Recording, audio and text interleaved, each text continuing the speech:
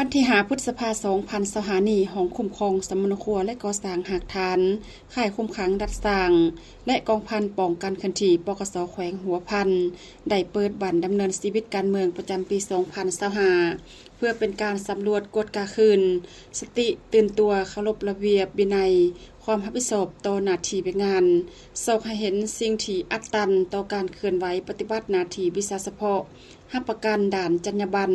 จรรยธรรมของนายและพลตำรวจในสภาพการใหม่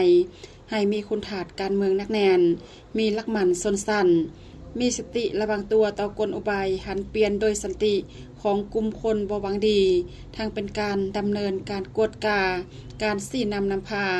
การปฏิบัติหน้าที่ของนายและพลตำรวจให้ถูกต้องตามเป้าหมายมีสมาชิกพรรคนายและพลตำรวจเข้าร่วมนำในการเปิดบันดำเนินชีวิตการเมืองครั้งนี้ผู้เข้าร่วมได้รับฟังการเสื่อมซึมบรรดาเอกสารสำคัญต่างๆเช่น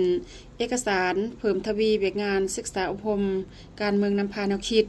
ในกำลังป้องกันความสงบเอกสารเสริมขยายถาแท้มูลเสื่อปฏิวัติอันสง่างามของกำลังป้องกันความสงบประชาชนลาวเอกสารจรรยธรรมจรรยาบรรณของนายและพลตำรวจและเอกสารต้านและสกัดกั้นแก้ไขปรากฏการณ์หย่อท่อในกำลังป้องกันความสงบภายหลังสำเร็จการเสื่อมซึมเอกสารแล้วนายและพลตำรวจแม้นจะได้เขียนใบสำรวจตนเองเพื่อเป็นการกวดกาตีราคาการเคลื่อนไหวปฏิบัติหน้าที่ของสมาชิกพรรคนายและพลตำรวจในการจัดตั้งปฏิบัติหน้าที่เป็นงานของตนในระยะ1 ปีผ่านมาทางเป็นการก่อสร้างปรับปรุงกำลังป้องกันความสงบและปรับปรุงกรมกองของตนให้มีความหนักแน่นมีแบบแผนทันสมัยในทุกด้าน